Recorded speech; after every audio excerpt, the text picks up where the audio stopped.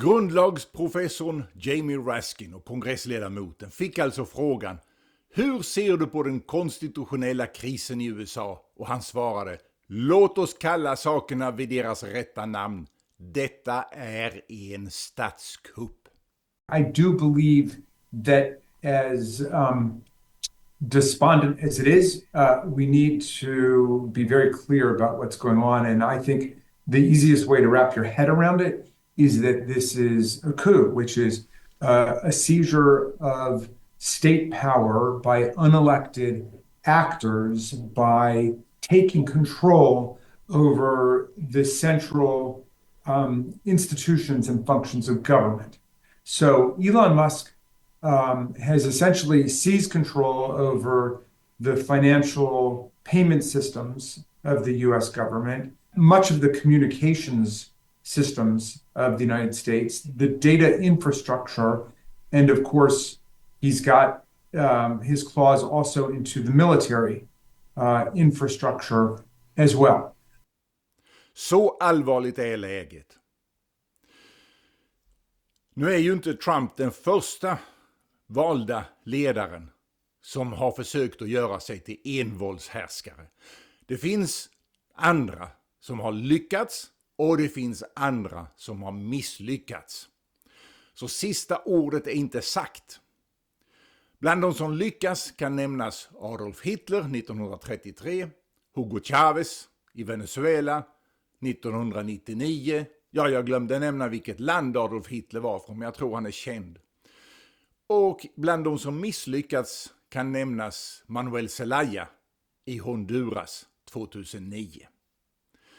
Så än finns det hopp, men det krävs att det amerikanska folket blir varse om vad det är som händer och agerar.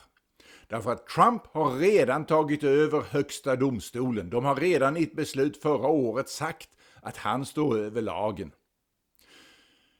Och justitiedepartementet ligger under den exekutiva branschen, under presidenten.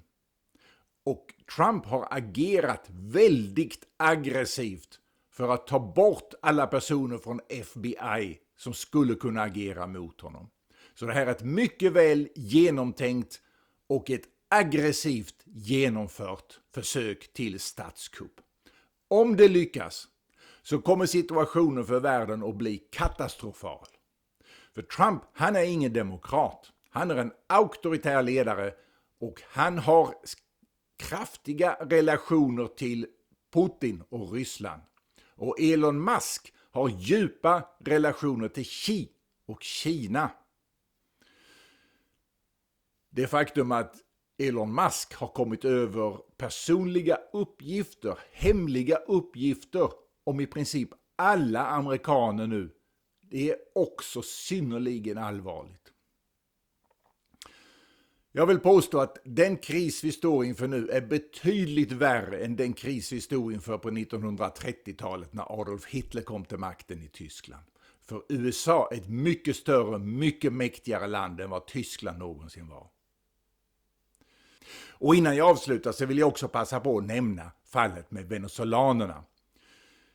Det är ju ungefär 8 miljoner venezolaner som har flytt landet eftersom det begicks brott mot mänskligheten i Venezuela, inklusive folkmord, holodomor, folkmord genom svält. Och många av dem har flytt till USA, jag tror på 1 miljon eller någonting. Och de hade förletts att tro att Trump skulle hjälpa dem att befria sitt land. Istället så har Trump tagit bort det skydd de hade under president Biden. Vilket betyder att de inte längre lagligt befinner sig i USA och de kan inte längre lagligt arbeta där. De kan inte skicka hem pengar till sina släktingar och de kan när som helst bli arresterade, satta på ett militärflygplan och flygna tillbaka till diktaturen, tyranniet i Venezuela. En knarkdiktatur som styrs av en knarkkartell som är lierad med Ryssland. Och där har vi kopplingen.